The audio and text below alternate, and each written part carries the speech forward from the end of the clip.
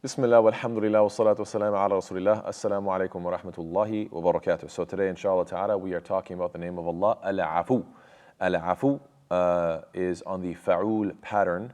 It's a hyperbolized pattern, and it means the pardoner, the effacer, as in the one who erases sins, pardons sins, and the excessive giver, the one who gives abundantly as well.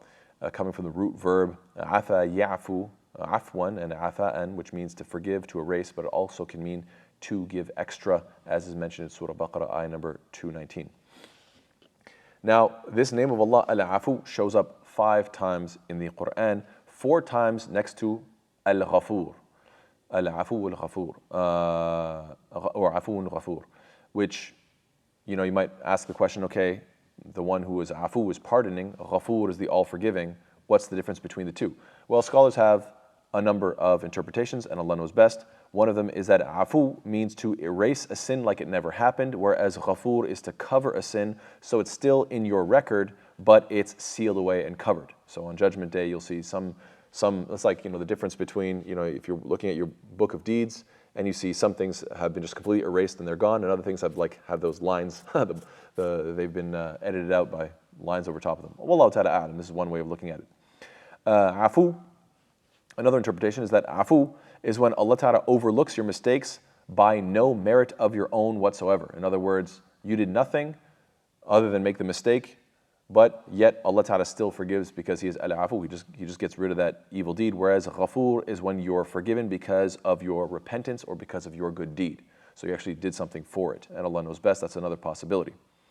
A third possibility is Afoo is when your sin is erased either through a punishment, some sort of difficulty, or it could also possibly be not. But anyway, it could be the case that, let's say, for example, you went through some sort of hardship.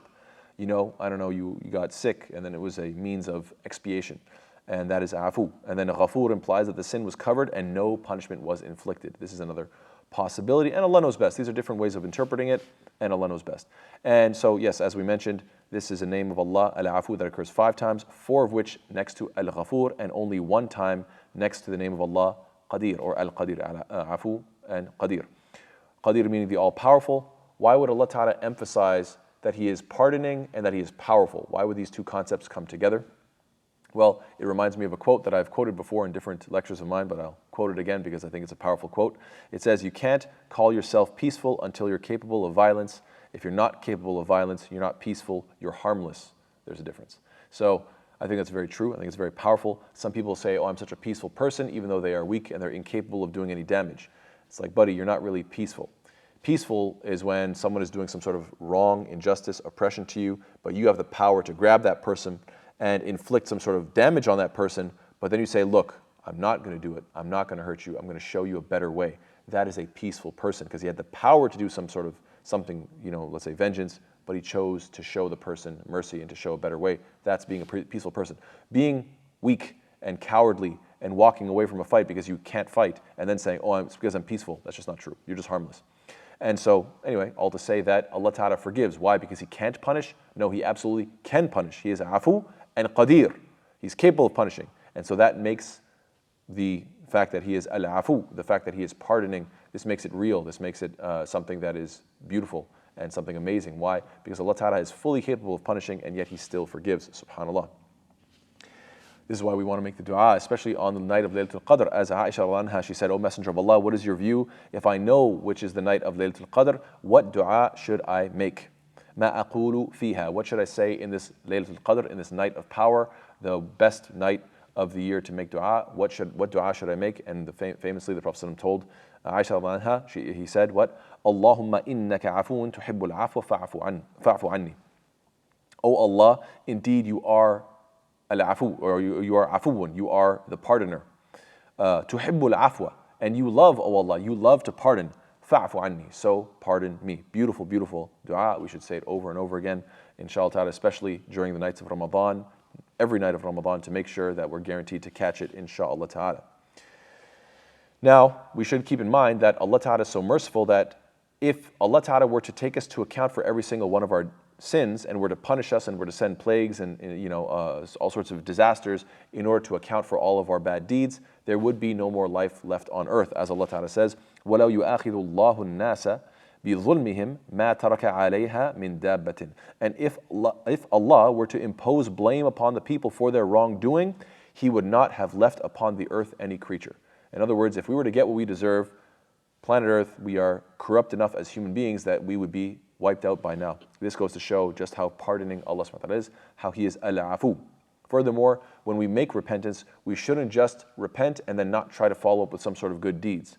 We should have the fear of Allah, and we should always try to exceed in good as well as repent. Because Allah Ta'ala says what? إِن تَكُونُوا صَالِحِينَ فَإِنَّهُ كَانَ لِلْأَوَّابِينَ غَفُورًا.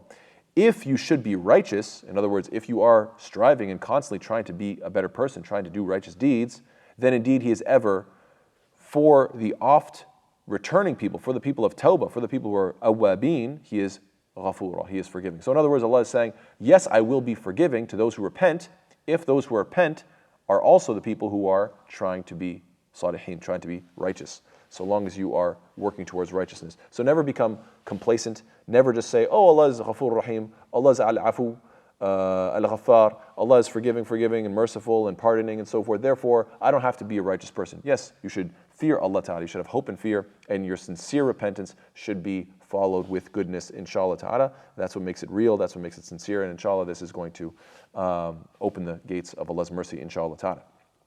Now, how should we apply the knowledge of this name? Now that we understand that Allah Ta'ala is Al-Afoo, how should we apply this in our own lives? Well, the most obvious is that knowing that we are in need of Allah's pardon, therefore we should offer our pardon to others when people do wrong towards us. As Allah says, فَاعْفُ عَنْهُمْ وَاصْفَحْ إِنَّ اللَّهَ يُحِبُّ الْمُحْسِنِينَ. Allah Ta'ala tells us what? So pardon them and overlook their mistakes. Indeed, Allah loves those who do excellent, those who are muhsineen, those who are people of excellence. So subhanAllah, this is a command from Allah Ta'ala, this is a recommendation, this is encouragement from Allah subhanahu wa ta'ala to do what? To have a little bit of afwa for others as well. فَاعْفُ عَنْهُمْ, that pardon them, overlook, just forget about it, erase whatever wrong people do towards you, let it go. As Allah says, وَجَزَاءُ سَيِّئَةٍ سَيِّئَةٌ مِثْلُهَا فَمَنْ عَفَى وَأَصْلَحَ فَأَجْرُهُ عَلَى اللَّهِ إِنَّهُ لَا يُحِبُّ الظَّالِمِينَ. And the retribution of an evil act is another evil one like it, right? If you do wrong to me, I can do wrong back. You hurt me, I can hurt you. However, but whoever pardons and makes reconciliation. But if you take the even higher road, yes, of course it is your right. If you hurt me, then it's my right to hurt you as well. But if I take the higher road of letting it go, pardoning, and doing islah and reconciling between the two parties, then Allah Ta'ala says what? إِنَّهُ لَا يُحِبُّ الظَّالِمِينَ. Then Allah says, فَأَجْرُهُ عَلَى اللَّهِ. Then that person's reward is upon Allah subhanahu wa ta'ala. In other words, that person is going to be rewarded generously from Allah subhanahu wa ta'ala, and indeed Allah does not love those who transgress.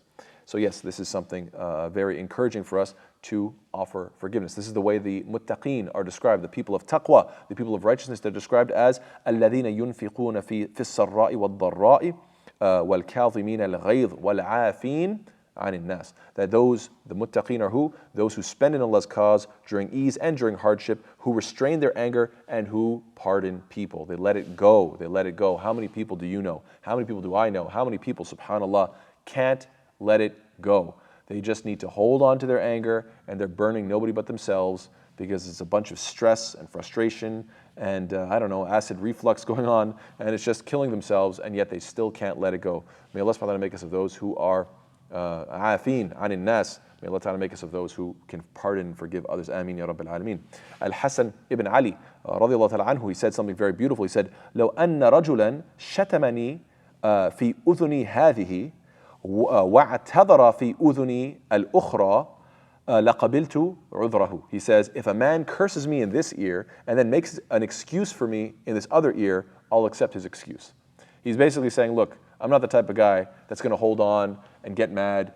And subhanAllah, you often find that the people who have bigger things on their mind, people who think big, people who want to attain paradise, they want to please Allah, want to do some good in society, they want to give da'wah and bring people to the light of Islam. You know, when you have big thoughts and big goals and aspirations for your community, for this ummah, and then somebody does something that offends you, yeah, it bugs you, but then if they say, look, I'm sorry, you're like, yeah, it's okay, don't worry about it, it's all good, man. I don't get caught up in petty things. However, people that are very small-minded and petty, they are the type of people that are walking around thinking that they're perfect, walking around with inflated egos, and then the moment somebody says one thing that they don't like, they think, how could you offend someone as great as myself? How could you do an injustice to royalty like me? I'm going to think about this and talk about this and obsess about this for years to come. SubhanAllah, this just goes to show that they don't have any greater plans for the community. They don't have anything bigger going on in their minds, and they really do see themselves as so great that an offense towards them is the greatest of injustices. So SubhanAllah, may Allah Ta'ala protect us from this level of arrogance. Abu Hurairah radiallahu ta'ala anhu, he narrates, أن رجلا قال يا رسول الله إن لي قرابة أصلهم ويقطعوني. O Messenger of Allah, I have relatives with whom I try to have close relations, I try to tie up relations with them, they cut me off.